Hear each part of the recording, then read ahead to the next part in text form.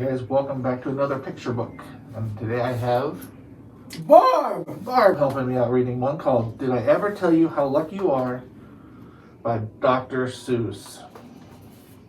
You like Dr. Seuss books? Yes. Me too, and I've never read this one. So, we'll see how it is. So, did I ever tell you how lucky you are? When I was quite young and quite small for my size, I met an old man in the desert of dries, and he sang me a song I will never forget. At least, well, I haven't forgotten it yet. So, the desert. Yes.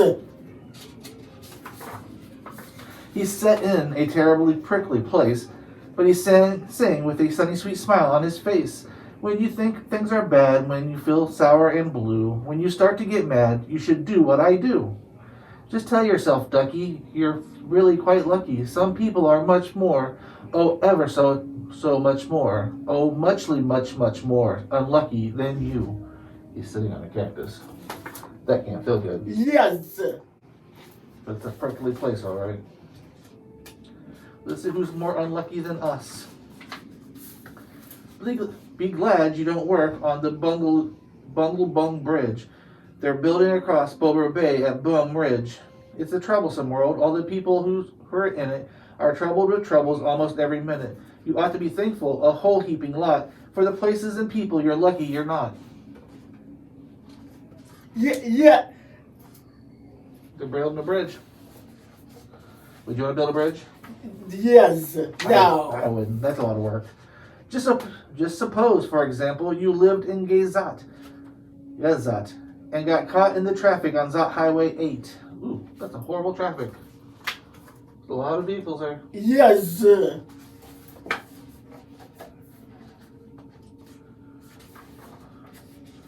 Or suppose, just for an instant, you lived in Gazer, with your bedroom up here and your bathroom up there. Oh, that would stink. There's the bedroom. There's the bathroom. Yes. Very far apart.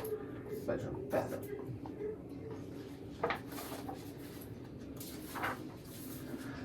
Just suppose you were poor Herbie Hart, who has taken his Thromdembrulator apart. He never will get it together, I'm sure. He'll never will know if the gick or the gur fits in the scrunk or the snuck or the snore. Yes, Ducky, you're lucky you're not Herbert Hart, who has taken his Thromdembrulator apart. Okay. It takes a lot of stuff, though. Yes. Think they worked you too hard? Think of poor Ali Sard, who has to mow grass in his uncle's backyard. And it's quick growing grass, and it grows as he mows. The faster he mows it, the faster he grows it. And all that his stinging old uncle will pay for his shoving the mower around in the hay is the piffless pay of 2 duklas a day. And all he can't live on such piffless pay. So, there he is. Poor guy has to mow continuously. Yes. You like to mow the grass? Yes. Me too. So, he has to paint flagpoles on Sundays and grooves. How lucky you are you don't live in his shoes. Painting the flagpoles.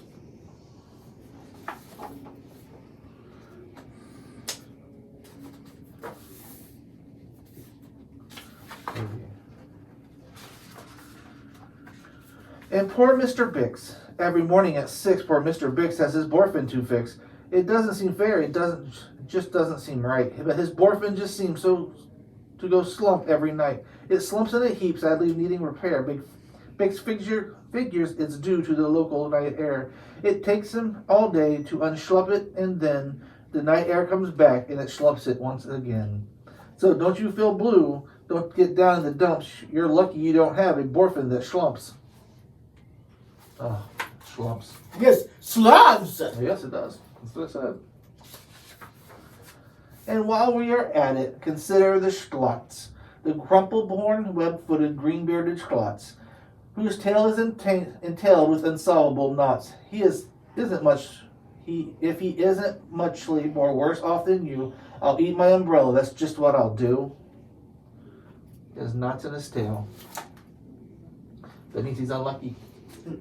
Yes.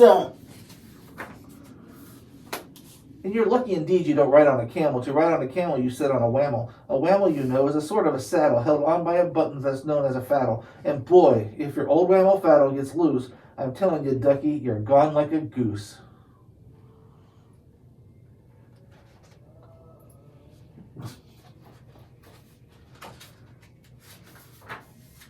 And poor Mr. Potter, T-crosser, I-dotter, he has to cross T's and he has to dot I's in an I&T factory out in Van Nuys. That doesn't sound like a fun job at all. He's very unlucky. Yes. That would get boring. Oh, the jobs people work at. Oh, out west near Hotch, there's a Hotcher bee watcher his job is to watch. He is to keep both eyes on lazy town bees. A bee that is watched will work harder, you see. Well, he watched and he watched, but in spite of his watch, that bee didn't work any harder, not much.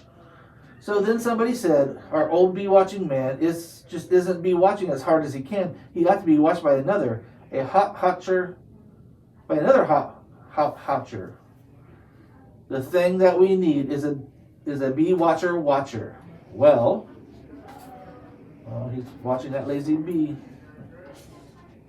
Oops. You want to be a bee watcher? Yes. Okay. Well, the bee watcher watched the bee watcher. He didn't watch well, so another hotcher had to come in as a watcher. And today, all the hotchers who live in Hotch are watching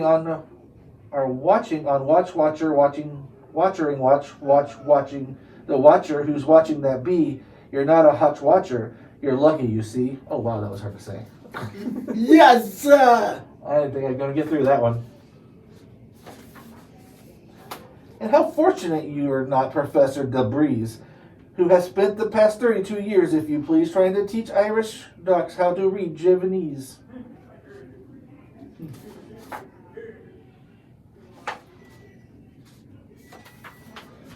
And think of the poor puffing Poglehorn players who have to parade down the Poglehorn stairs every morning to wake up the Prince of Pooboken. It's awful how often the Poogles get broken.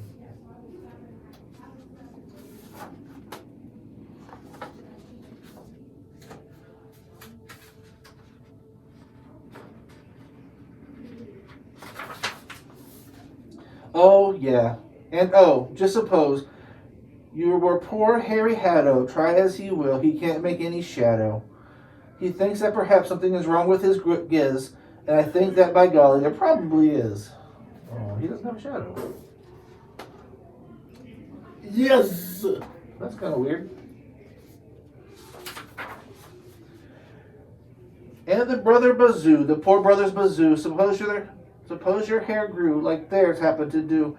You think you're unlucky. I'm telling you, ducky, some people are muchly owed ever so muchly more unlucky than you. Oh, their hair becomes the next guy's beard.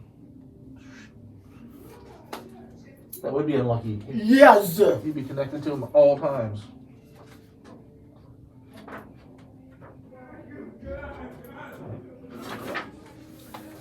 And suppose that you lived in that forest in France where the average young person just hasn't a chance to escape from the perilous pants-eating plants.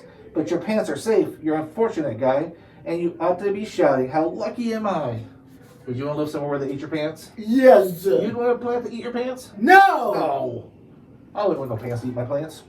No plants to eat my pants. And speaking of plants, you should be greatly gladish. You're not a Farmer Falkenberg's 17th radish.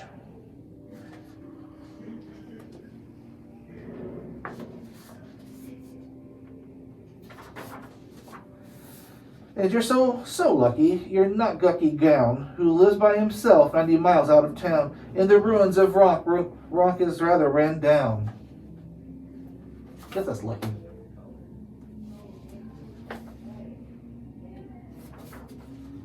And you're so lucky, you're not a left sock, left behind by mistake in the caverns of Croc. Oh, there he is.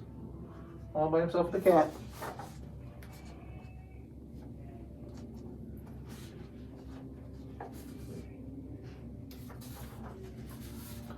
Thank goodness for all the things you are not. Thank goodness you're not something someone forgot and left all alone in some punkerish place like a rusty tin coat hanger hanging in space. Huh, by itself. I feel a lot more lucky than that. Yes.